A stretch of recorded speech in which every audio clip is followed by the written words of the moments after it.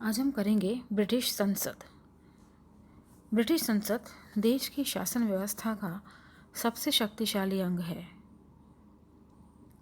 हम चाहे इसे किसी भी दृष्टिकोण से देखें, ब्रिटिश विधानमंडल संसार में सबसे अधिक मनोरंजक और महत्वपूर्ण है। इससे प्राचीन इस संसार में और कोई विधानमंडल नहीं है। इसका अधिकार क्षेत्र सबसे अधिक विस्तृत और इसकी शक्ति असीमित है। Doctor PD. शर्मा ने बताया है कि ब्रिटेन की संसद संसार में सबसे प्राचीनतम संसद मानी जाती है और इसे संसदों की जननी कहा जाता है। लगभग प्रत्येक प्रजातंत्रात्मक देश ने किसी न किसी रूप में ब्रिटेन की इस महान संसद का अनुसरण किया है।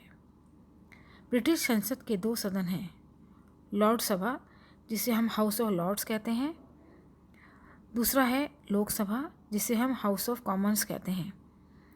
इन दोनों में लॉर्ड सभा अधिक प्राचीन है। लोकसभा को लोअर हाउस यानी निम्न सदन कहा जाता है और लॉर्ड सभा को उच्च सदन यानी अपर हाउस भी कहा जाता है। लॉर्ड सभा वंशानुगत है और लोकसभा निर्वाचित है। जो इलेक्टोरेट होते हैं वह संसद का चुनाव करते हैं और संसद से ही मंत्रिमंडल का निर्माण होता है। अब हम आगे बात करेंगे संसद की संप्रभुता की। ब्रिटेन में संसद ही संप्रभु है। उसकी सत्ता सर्वोपरि, असीमित और निरंकुश है। संसद ही सारे शासन तंत्र को संचालित करती है।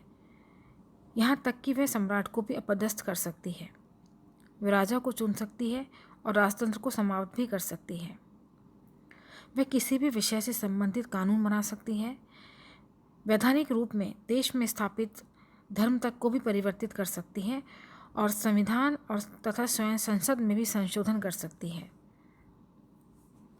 सारांशतः वैधानिक रूप से संसद सब कुछ कर सकती है और सैद्धांतिक दृष्टि से विधि निर्माण के क्षेत्र में ब्रिटिश संसद को प्राप्त इस सीमित शक्ति को संसद की संप्रभुता कहा जाता है।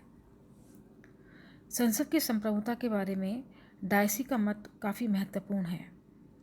उन्होंने बोला है कि ब्रिटिश संसद वैधानिक दृष्टि से इतनी शक्तिशाली है कि वह एक शिशु को भी प्रौढ़ करार दे सकती है, किसी भी व्यक्ति को मृत्यु उपरांत भी राजद्रोही सिद्ध कर सकती है और वो उचित समझे तो किसी भी व्यक्ति को अपने ही मामले में न्यायाधीश भी बना सकती है।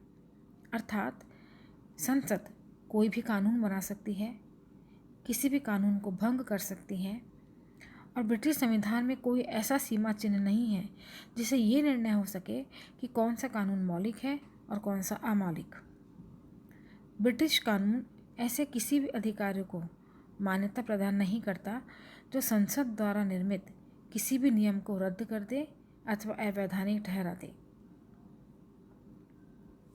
संसद की संप्रभुता राजा के स्वामित्व या शासन के प्रत्येक भाग पर व्याप्त है। इसके बाद हम पढ़ेंगे कि संसद की संप्रभुता की सीमाएं क्या हैं। संसदीय संप्रभुता व्यवहारतः निम्नलिखित बातों से प्रतिबंधित भी होती है। पहला है इसमें जनमत। संसदीय संप्रभुता पर यह सबसे बड़ा व्यवहारिक प्रतिबंध है। विधि संबंधी सारे प्रस्ताव व्यवहारिक तथा नैतिक महत्व की कसौटी पर कसे जाते हैं। जनता की इच्छा, उसकी परंपराओं और प्राकृतिक नियमों के विरुद्ध कोई भी कानून नहीं बनाया जा सकता। संसद सदैव अपने आप को व्यवहारिक और मर्यादा में रखती है। दूसरा है मंत्रिमंडल की शक्ति। समय की कमी और कार्य की अधिकता के कारण संसद अपनी अपार शक्तियों का पूर्ण उपयोग नहीं कर पाती। मंत्रिमंडल उसका नेतृत्व करता है। विधि निर्माण, वित्त नियंत्रण तथा प्रशासकीय मामलों में मंत्रिमंडल का ही बोलबाला रहता है। जब तक मंत्रिमंडल का सदन में बहुमत रहता है तब तक वह संसद की सेवक नहीं वरन स्वामी बन के रहती है।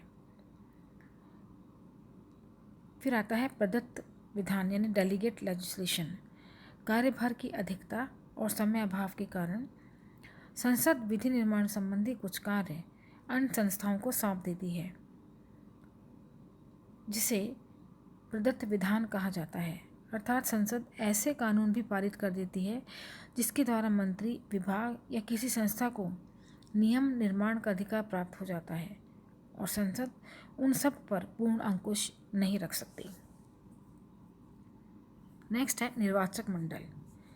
वास्तविक संप्रभुता संसद में नहीं अपितु उसके निर्वाचक मंडल में निहित है। निर्वाचक गण ही संसद को चुनते हैं और वही उसे हटा भी सकते हैं। अतः संसद को निर्वाचकों की प्रतिक्रिया को ध्यान में रखकर ही अपना कार्य करना पड़ता है। संसद का अधिकार। संसद अपनी संप्रभुता और जीवनकाल को स्वयं ही निश्चित कर सकती है। संसद की संप्रभुता इस बात पर भी अंकुश है कि वह अपने जीवनकाल में तब तक वृद्धि नहीं कर सकती जब तक कि राष्ट्र की मौन सहमति प्राप्त न कर ले।